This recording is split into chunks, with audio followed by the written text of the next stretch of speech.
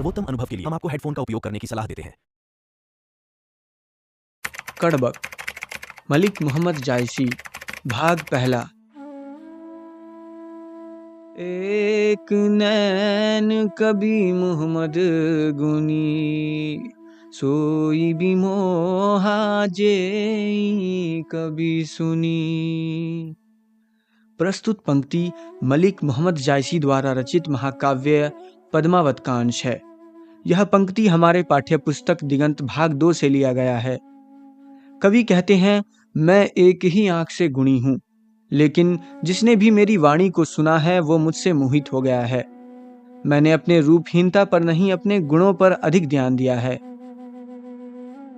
चांद जैस जग विधि अवतारा, दीन कलंक की उजियारा।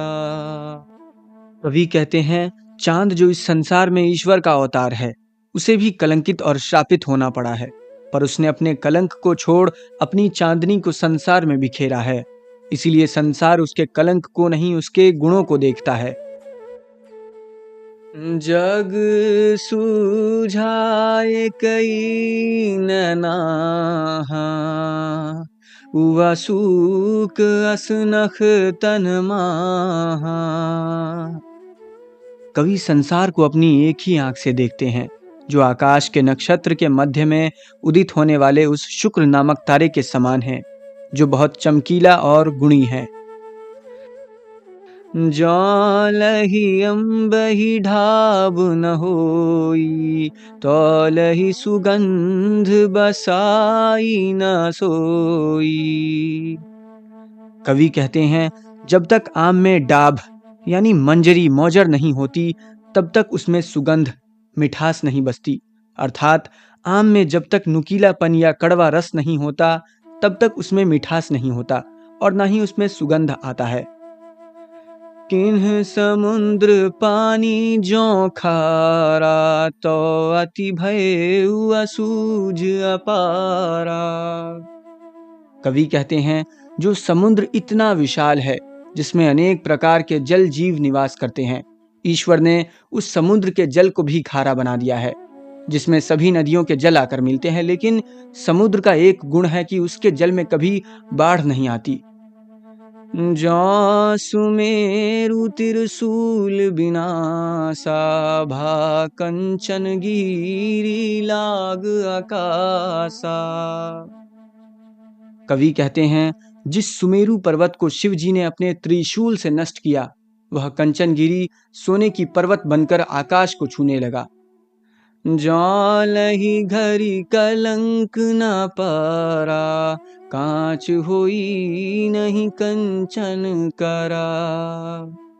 कवि कहते हैं, जब तक घरिया मैला नहीं होता या कोयला नहीं जलता, जब तक सोने को आग के ऊपर तपाया नहीं जाता है, तब तक कच्ची धातु सोना नहीं होती और न ही कड़ा होती है। एक नैन जस दर्पण ओ तो ही निर्मल भाऊ, सब रूपवंत गहि मुख जो वही कऊ चाऊ। कवि कहते हैं, मेरी एक ही आंख है, जिससे मैं इस संसार को देखता हूँ। ये आंख दर्पण के समान है, इसका भाव निर्मल है। सब रूपवान लोग बड़े चाव से इनका मुख देखते हैं। भाग दूसरा। मोहम्मद यही कभी जोरी सुनावा, सुना जो प्रेम पीर गा पावा। कवि कहते हैं, मोहम्मद कवि की इस काव्य रचना को जिसने भी सुना है और प्रेम की पीड़ा को सुना है, उसी ने प्रेम की पीड़ा को समझा है और उसी ने उसे गा पाया है। जोरी लाई रकत कैले, गाढ़ी प्रीत नैन जल भेई। कवि कहते हैं, प्रेम को रक्त की लेही यानी गोंद लगाकर जोड़ा गया है।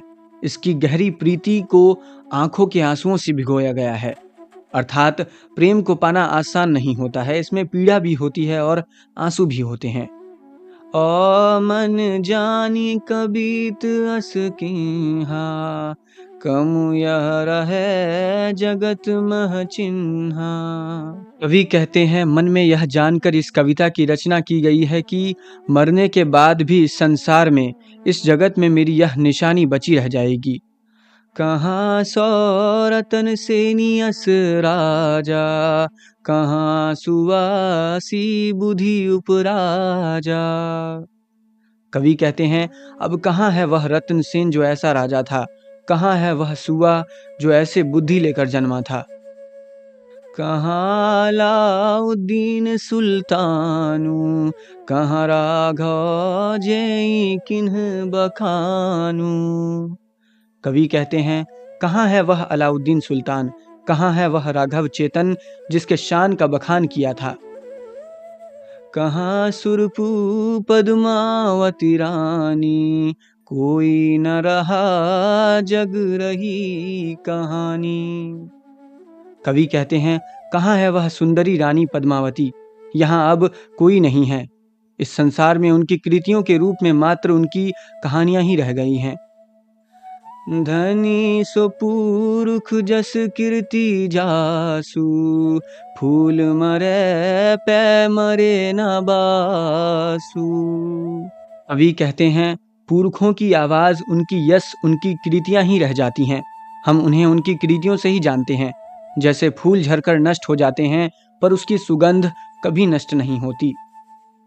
के न जगत जस बेचा, के न लीन्ह जस मोल, जो यह पढ़ कहानी हम सब रे दुई बोल। अंत में कवि कहते हैं कि किसी ने इस संसार में अपने यश को नहीं बेचा है, किसी ने अपने यश का मूल नहीं किया है। जिसने भी इस कहानी को पढ़ा है, उसी ने दो बोल हम सब से बोले हैं।